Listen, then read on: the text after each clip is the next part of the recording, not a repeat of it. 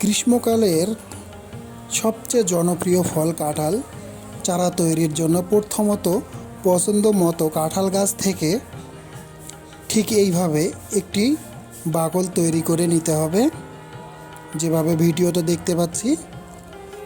তারপর অ্যালোভেরা, কিছু রসুনটি বাকলের ভাবে এমনভাবে ঘষতে হবে যেন বাকলটি পুরোটা ভিজে যায়। এরপর অ্যালোভেরা নিতে হবে, সাইজ মতো অ্যালোভেরা কেটে নিতে হবে বাকলের পরিমাপে, এবং বাকলটি অ্যালোভেরার সাথে যুক্ত করে একটু প্লাস্টিকের পট নিব, এর মধ্যে কিছু ছাই দিব।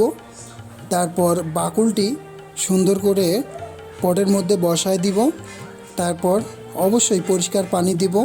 দেওয়ার পর পটটি পলিথিন দিয়ে কমপক্ষে 7 দিন বেঁধে রাখব। ঠিক 7 দিন পর পলিথিনটি খুলে দিব, দেখব যে ওই বাকল থেকে সুন্দর চারা বের হয়েছে। এরপর কিছু পানি দিব।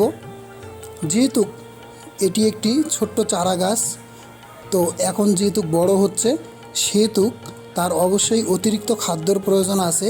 তাই আমরা এই পাত্র থেকে অন্য পাত্রে রূপান্তরিত করব। এর জন্যে আরেকটি বড় পাত্র নিব এবং এই পাত্রের মধ্যে কিছু অ্যালোভেরা দিব এবং চারাটি স্থানান্তর করব। এবার পরিমাণ মতো মাটি দিব।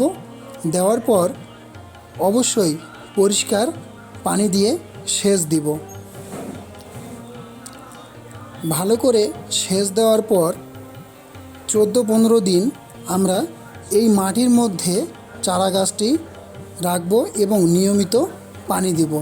দেওয়ার পর যেহেতু চারাতে আবার নতুন করে কাঁঠাল দেখা দিবে, তাই এখান থেকে চারাটা স্থানান্তর করে আবার একটি বড় পাত্রে লাগাবো, যেখানে প্রচুর পরিমাণে মাটি থাকবে। এবং লাগানোর সময় অবশ্যই কিছু অ্যালোভেরা চারার নিচে দিব, তারপর সেচ দিব। ঠিক কিছুদিন পরে আমরা এই রকম চারা থেকে এই রকম কাঁঠাল সংগ্রহ করতে পারবো। ধন্যবাদ সকলকে।